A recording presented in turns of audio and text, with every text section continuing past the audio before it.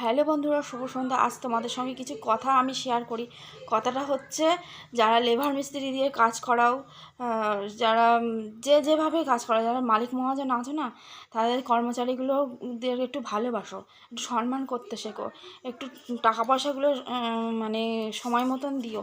কেননা সে মানে কর্মচারীগুলো না সারা সপ্তাহ পরে তারাও বাড়ি আসার মন চায়, তাদেরও ফ্যামিলি আছে।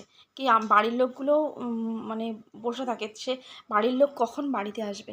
আর শনিবার আসলে তোমাদের পয়সাগুলো দিতে খুব বুক ফাটে, বলো? কাজ করানোর বেলায় তোমাদের বুক ফাটে না, আর টাকা পয়সাগুলো দেওয়ার বেলায় তোমাদের বুকটা ফেটে যায়, বলো, চিড়ে যায়, চিড়ে। তো দেখো, বাড়িতে আসবে না, ওর বাবা কেমন মন খারাপ করে বসে আছে একজন। দীর্ঘ 6 মাস ধরে এরকমই করছে তোমাদের দাদাভাই কোম্পানিতে, জানো তো। শনিবার আসলে ওদের পয়সা দিতে না বুকটা চিড়ে যায়, ফেটে যায়। তোমরা শুধু টাকা চেনো, টাকা, তোমাদের মধ্যে কোনো ভালোবাসা নেই, কিচ্ছু নেই।